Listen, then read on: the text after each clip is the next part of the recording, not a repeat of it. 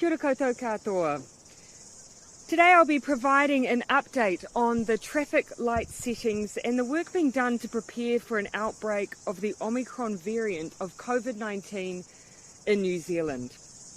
Yesterday afternoon, ministers met to discuss the traffic light settings throughout the country. Following public health advice, Northland will join the rest of the country in orange at 11:59 p.m. tonight. The rest of the country will remain at orange. Vaccination rates have continued to increase in Northland, and they're now at 89% first dose and 86% second. In addition, the easing of the Auckland boundary over summer has not driven an increase in cases in the Northland region. In fact, the changes in boundary have not caused an escalation in cases anywhere in the country. This has been as a result of three things: exceptional vaccination rates, our public health teams continuing to stamp out cases when they find them, and the COVID protection framework working as intended. All have come together to reduce the spread of Delta and leave us in one of the best positions in the world to fight Omicron. That then brings me to the challenge of Omicron. This stage of the pandemic is different to what we have dealt with before. Omicron is more transmissible. That is going to make it harder to keep it out, but it will also make it more challenging to control once it arrives. But just like before, when COVID changes, we change, and we are in a solid position to do that. We have the data and evidence from the experience of other countries to make the best decisions we can based on what we are seeing elsewhere. And what we are seeing is that for most people, Omicron will be a manageable illness, but not for everyone. Some people will need hospital-level care. That's why our strategy continues to be to minimise and protect. That means we won't stop Omicron, but we can try and slow it down so that rather than dealing with a tidal wave of cases, we work hard to keep cases as low as possible so our health system can manage and provide the care that people need. To slow it down, we need to be on guard and ready, and that is why we will remain in orange.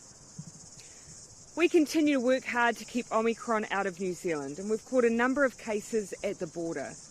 We're using our tried and true methods of maintaining high levels of testing, of contact tracing and isolation to prevent it taking hold in the community. But as in the past, we may not know initially when COVID has moved beyond our border into the community. But orange helps provide some protection when it does.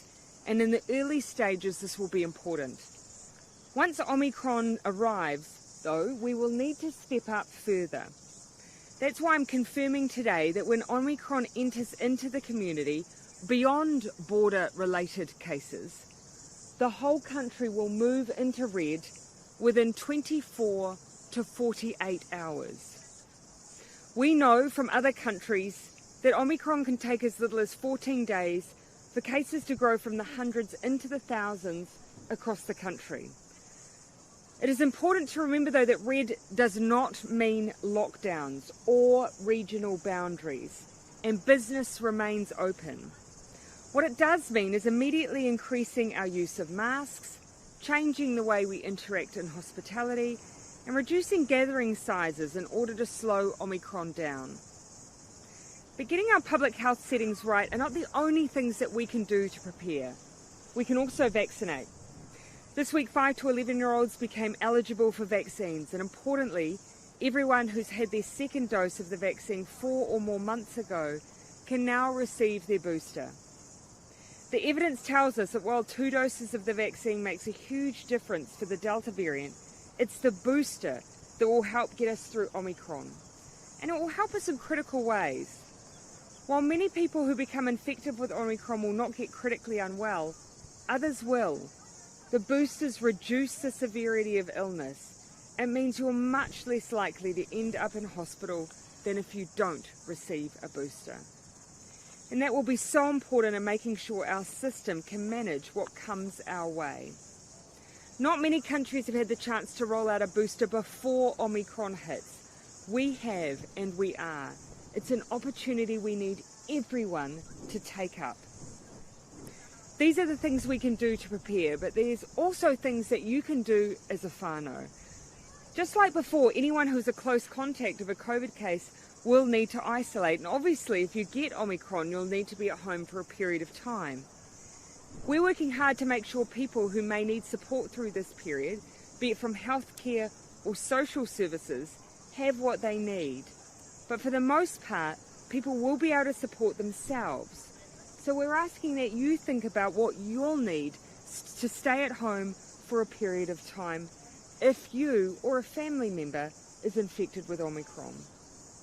And while you prepare, these are the things we're doing to make sure we are ready for what we've seen abroad.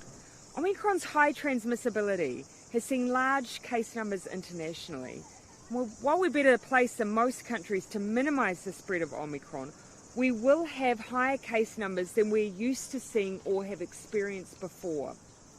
That volume of cases, but also the fact it is a less severe illness for most, means we will manage cases differently and focus on reaching those who are the most vulnerable. We are preparing a graduated system for case management for different stages of the pandemic. We're also doing work to ensure that essential services are able to continue operating in a high transmission environment by using more frequent testing. There are examples where we already use regular testing in this way in our healthcare settings, and we're looking to expand these protocols. Currently, we use PCR testing as our primary way of identifying cases. We have the capacity to undertake 40,000 tests a day without any strain on our system. We know that with wider spread, this system will need to change though.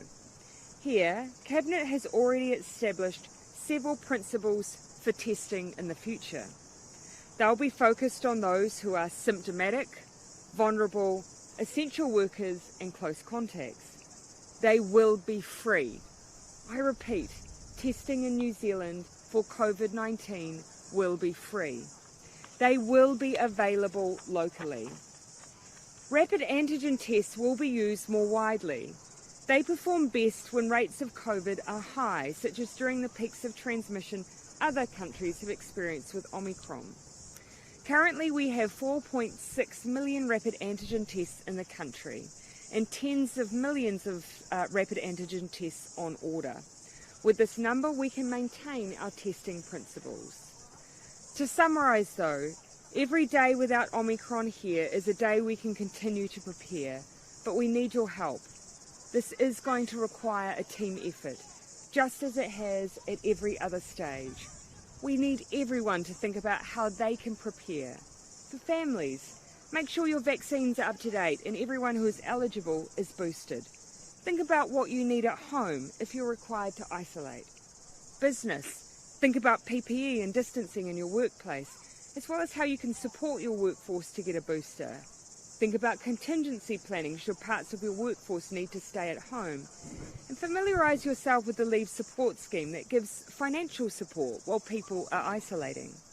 But to everyone, we've experienced large change in this pandemic before, and we are on the cusp of that again. But we don't need to be fearful. We do, however, need to prepare. We're well placed to take on this next challenge because we've always put the important things first, and that ultimately is one another.